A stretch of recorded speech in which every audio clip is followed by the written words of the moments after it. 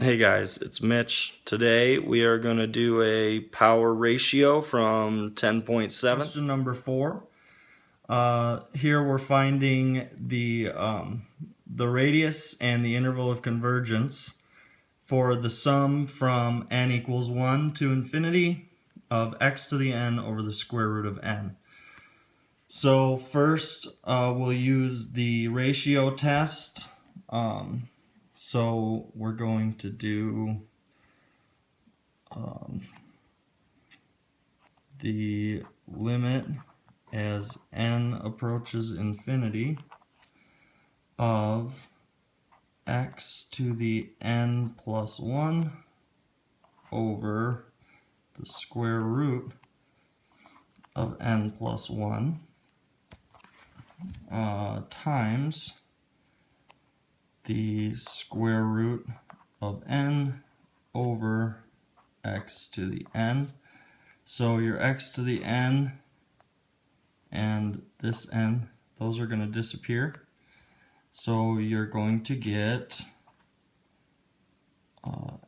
x square root of n over the square root of n plus 1. And this we can rewrite as x times the limit as n approaches infinity of the square root of n over the square root of n plus 1, which is going to approach x times 1, so x. Now we're going to, we know from up here we don't have an a figure, so a equals 0. That's where our radius is going to be, or what our radius is going to be based around.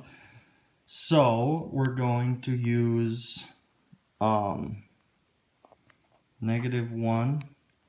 is less than this guy here, x is less than 1.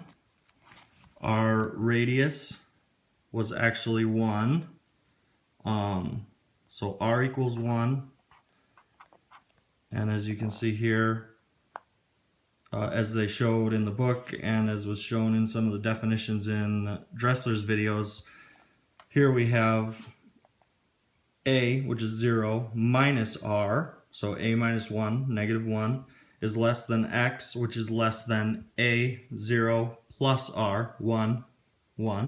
So when we look at the end point here, 1 to the n over square root of n, this right here is always going to be 1. So 1 over n to the 1/2, that's a p series, p equals 1/2. 1/2 is less than 1. So this endpoint here converges, or diverges rather, sorry.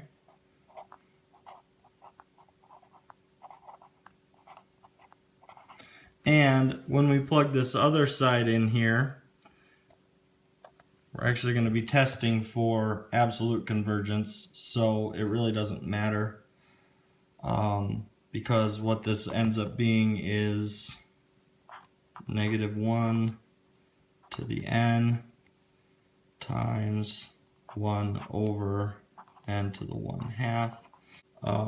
This is what we're looking at right here. It's still going to be that same p series, so it's still going to diverge at the endpoint. Now that's kind of going above and beyond. All we've determined then is that this truly is -1 is less than x is less than 1. That's still our interval of convergence right there. R equals 1, that's still our radius. And we've also determined that for anything, the way it lays it out, I believe, is when x is greater than the absolute value of a minus r, so greater than 1, essentially. the series is always diverging.